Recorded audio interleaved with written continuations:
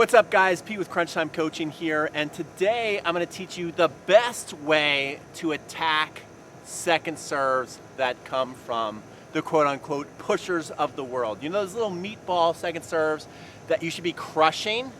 Well, maybe you shouldn't be crushing them. How is that working out for you, trying to crush and just pound the ball for 2 sets straight?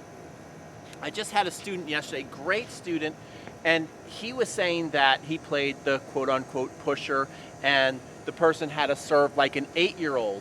And I said, oh yeah, well what'd you do? He said, well at first I tried to attack it and that wasn't working so great. He's a 3-5 player. And I said, okay, well what'd you do next? He's like, well then I just decided to just keep the ball in play. Uh-oh, now you're in the pusher's web. Do you see what's happened? Now you're playing their game. Now it's over. You might as well start shaking hands. And that's what happened. I said, well, how will the match go? He goes, well, the match didn't last very long.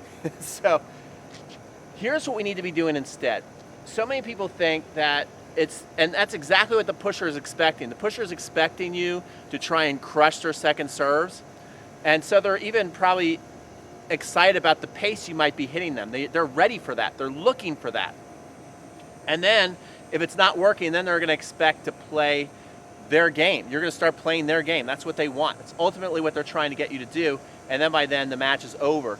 So what you want to do instead, I always say when you're going to play a pusher, make them show their skill.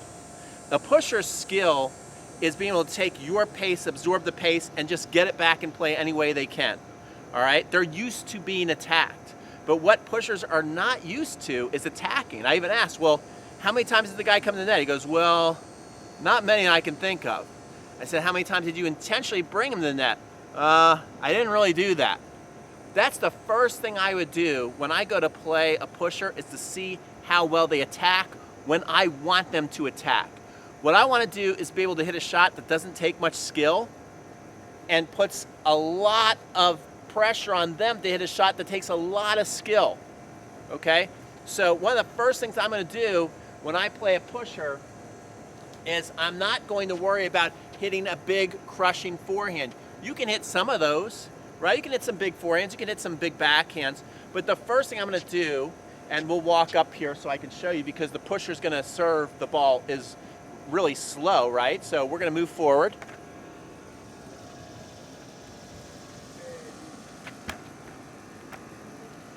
So the cool thing is we can cheat in and we can get a really good visual of the court.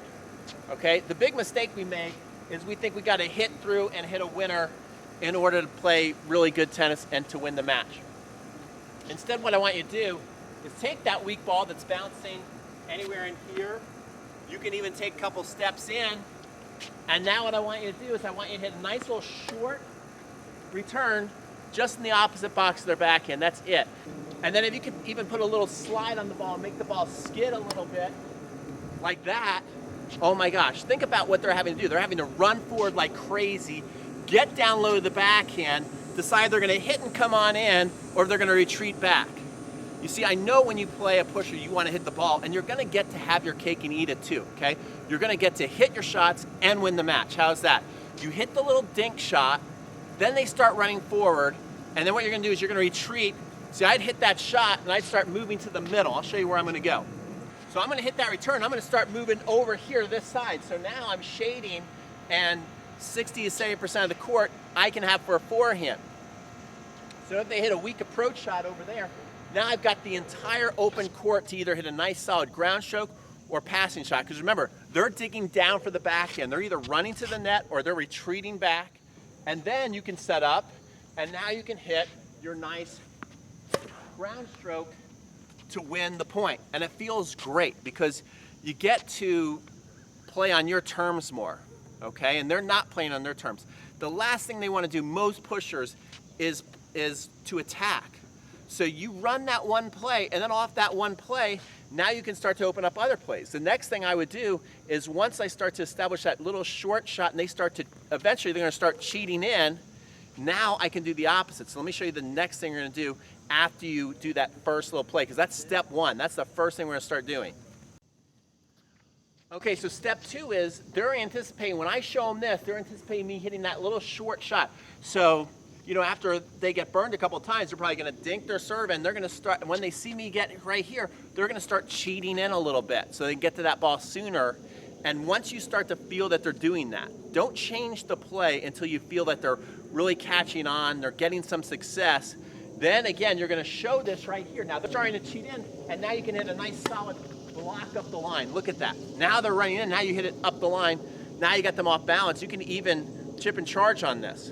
You know, so I might have on my mind that, okay, I'm gonna hit this deep down the line, and I'm gonna follow it in behind because they're probably starting to cheat into the ad side, and now they're gonna have to jam on the brakes, run back for a deep ball. They're gonna be behind the ball. There's a good chance I'm gonna get a lob. I can get an overhead. So I might take this play and take the ball